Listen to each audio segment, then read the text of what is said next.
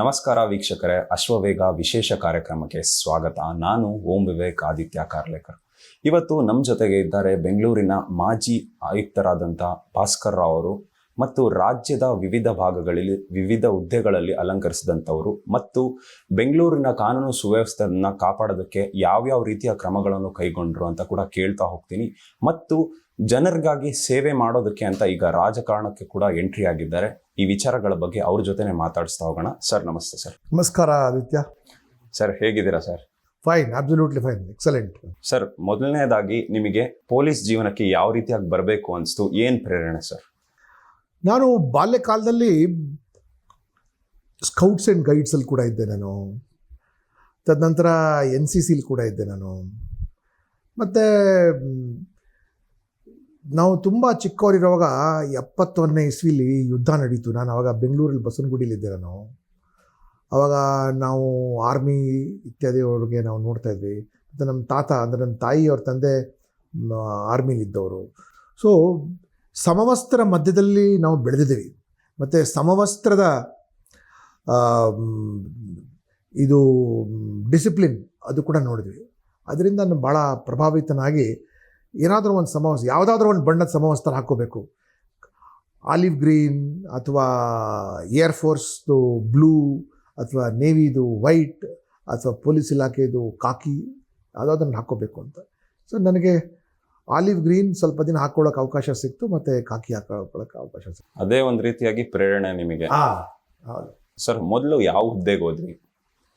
ನಾನು 86ಅಲ್ಲಿ ಡಿಗ್ರಿ ಮುಗಿಸಿದ ನಂತರ ಆವಾಗ ಆರ್ಟ್ಸಲ್ಲಿ ಓದಿದ್ದೆ ನಾನು. ನನ್ನ ಜೊತೆಲಿರೋರೆಲ್ಲ ಸೈನ್ಸ್ ಮೆಡಿಸಿನ್ ಎಲ್ಲ ಓದಿ ಅವರೆಲ್ಲ ಅಮೆರಿಕಾಗೆ ಹೋಗಿ, ಆವಾಗ ಅದೇ ಫೇವ್ರೇಟ್ ಇತ್ತು, ಎಲ್ಲರೂ ಅಮೆರಿಕಾಗೆ ಹೋಗ್ತಾಯಿದ್ರು. ನಾನು ಆರ್ಟ್ಸ್ ಓದಿ ಯಾವ ಅಮೆರಿಕಾಗೆ ಹೋಗಲಿ ಅಂದ್ಬಿಟ್ಟು ನಾನು ಕಂಬೈನ್ಡ್ ಡಿಫೆನ್ಸ್ ಸರ್ವಿಸ್ ಎಕ್ಸಾಮಿನೇಷನ್ ಓದಿ ಭೋಪಾಲ್ಗೆ ಹೋಗಿದ್ದೆ ಸೆಲೆಕ್ಷನ್ಗೆ. ಆ್ಯಂಡ್ 33 ಜನ ಪೈಕಿ ನಾವಿಬ್ಬರು ಸೆಲೆಕ್ಟ್ ಆದ್ವಿ. ನಾನು ಮತ್ತು ಒಬ್ಬ ಪಂಜಾಬಿನ ಹುಡುಗ ಸರ್ದಾರ್ಜಿ ಸೆಲೆಕ್ಟ್ ಆದ್ವಿ ನಾವು. ಮತ್ತು ತದನಂತರ ನಾನು 86ಅಲ್ಲಿ ಆವಾಗ ಯುದ್ಧ ಅಲ್ಲ, ಅದು ಪೀಸ್ ಕೀಪಿಂಗ್ ಮಿಷನ್ ಆಯ್ತಲ್ಲ ಶ್ರೀಲಂಕಾಗೆ, ರಾಜೀವ್ ಗಾಂಧಿಯವರು ಪ್ರಧಾನಿ ಇರೋವಾಗ. ಸೊ ಆ ಸಮಯದಲ್ಲಿ ನಾನು officers training school Chennai Madras, ಅಂದಿನ ಮದ್ರಾಸ್ಗೆ ಹೋಗಿ ಟ್ರೈನಿಂಗ್ ಮಾಡಿ ನಮ್ಮ ಟ್ರೈನಿಂಗ್ ಎಲ್ಲ ಅಲ್ಲಿಗೆ ಕರ್ಟೇಲ್ ಮಾಡಿಬಿಟ್ಟು ನಮಗೆಲ್ಲ ಯುದ್ಧ ಸೇವೆಗೆ ಕೊಟ್ಟು ಕಳಿಸಿದ್ರು.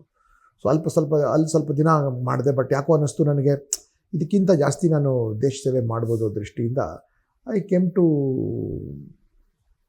Bangalore, completed my MA in economics.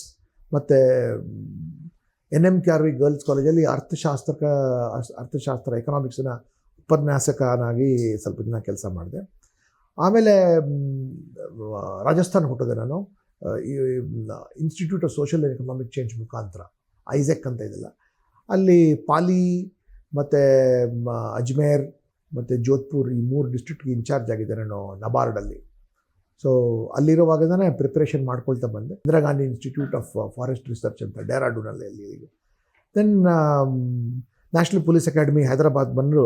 ಅಲ್ಲಿ ನಾವು ತರಾವರಿ ವೆಪನ್ಸ್ ಮೇಲೆ IPC, CRPC, evidence act then ಇತ್ಯಾದಿಗಳ ಮೇಲೆ ಭಾಳ ಡಿಟೇಲ್ ಟೀಚಿಂಗ್ ನಮಗೆ. ಕ್ರೈಮ್ ಬಗ್ಗೆ, ಲಾ ಆ್ಯಂಡ್ ಆರ್ಡರ್. ದೆನ್ ಆವಾಗ ಸೈಬರ್ ಕ್ರೈಮ್ಸ್ ಜಾಸ್ತಿ ಇರಲಿಲ್ಲ, ಟೆರರ್ ಜಾಸ್ತಿ ಇತ್ತು. ಟೆರರ್ ಯಾಕೆಂದರೆ Punjab terror was it speak. Then JNK terror ಆವಾಗಲೇ ಶುರುವಾಗಿತ್ತು ಆವಾಗ.